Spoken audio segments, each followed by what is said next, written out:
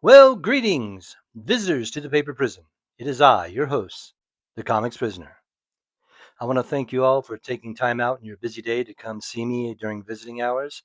It's always much appreciated. Okay, in this episode, I would be remiss if I did not observe and talk about the passing of the great Gerry Conway, a legend in comics writing. Gerry Conway started out very young in the comics industry. He came up at a time in this country where a plucky lad with a paper route and a dream could become a writer in one of the top two comics companies in the nation.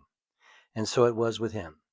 Um, the details aren't important, but he, some accounts on the internet says he started writing or his published work was at 16, others at 15. Either way, that means he was only narrowly beaten out by Jim Shooter as the youngest kid to start writing comics professionally. I have never met Gerry Conway. I don't have any direct dealings with him, but I knew just through his work that was a singular and a mighty intellect and talent. Why is that? Well, I just could tell, even though I didn't really know how these things work, that he wasn't just doing a Stanley impersonation, that he had his own voice and he's bringing his own thing to comics. Um, the other person who would strike me as that later on, or very shortly after, was running into the works of Steve Gerber, who also had a singular voice. But let's stay on the Gerry Conway track. Uh, what was one of the things that tipped off to me that this guy had it going on? Well, first off, he was writing uh, two of Marvel's top comics, Amazing Spider-Man and Fantastic Four, at the same time concurrently. That had to show an incredible amount of faith in the guy. Um, Fantastic Four was my favorite comic book and still is. But his work on Amazing Spider-Man caught my eye when he told a joke in it. And yes, there's always been humor in Spider-Man. Stan Lee had humor in it from the get-go, but there it has to do with a certain timing of the joke and the construction and the setup and the payoff. And I'll tell you what it was. There's an issue of Spider-Man where Peter has a contentious meeting with J. Jonah Jameson. He walks out of the office and has a remark with the secretary, Gloria Grant. And I got to do an aside now.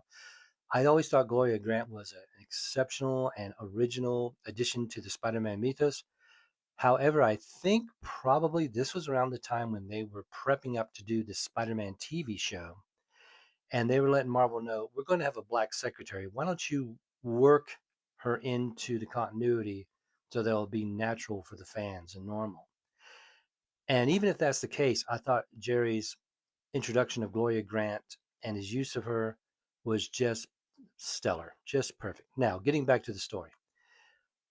Peter Parker comes out of his meeting with Jonah Jameson. He stops and looks at Gloria and goes, "You know, if I hadn't seen it with my own eyes, I wouldn't have believed it." And Gloria goes, "Believe what, Pete?" And Peter goes, "A man actually living without the benefit of a heart." Now, as a kid, that I thought that was a really great joke. I didn't laugh out loud, but I was impressed, and I grinned and I kind of chuckled. Again, it has to do with the setup and timing and construction. Next up, as I said, Jerry was also writing my favorite comic book ever and always will be, Fantastic Four.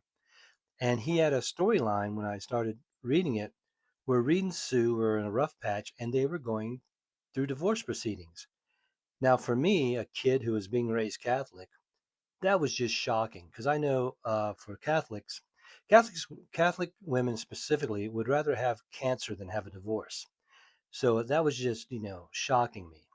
And and yes, the resolution of that problem was in a scant few issues, I think. But while the actual rough road of reading Sue was probably went a year, the actual time when Sue submits divorce proceedings against Reed and it is resolved is 3 issues. So kind of a lightweight resolution to a heavy, heavy problem.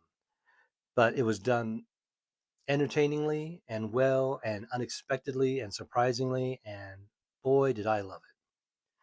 So this Conway kid, he just keeps rocketing along. I mean, he pops over to DC Comics. He invents the Fury of Firestorm with Al Milgrom. He does a long writing stint on Justice League of America with some great stories. And then he laterals or promotes himself to writing television.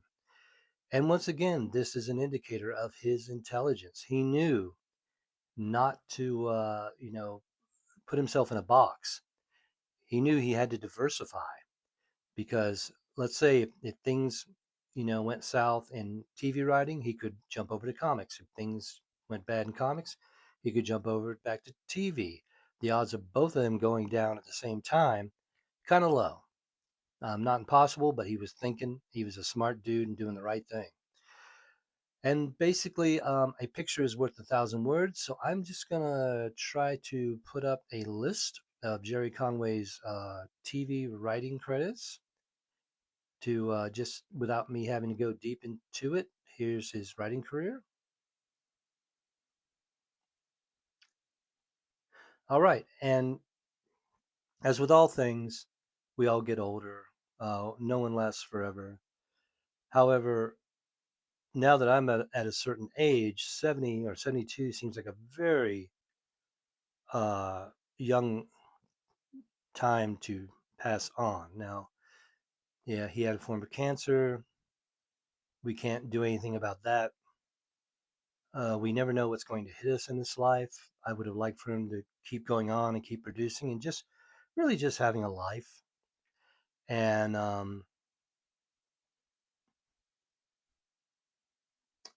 but for now, I'm just going to say thank you, Mr. Conway. Thank you for the entertainment.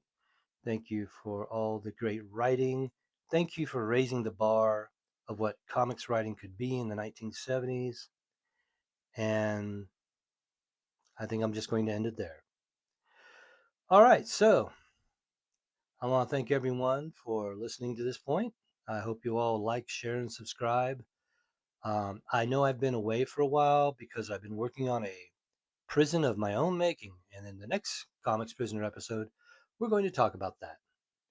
So, again, thank you. And until next time, um, be safe, be well, be happy, and bye bye and bye comics. So long.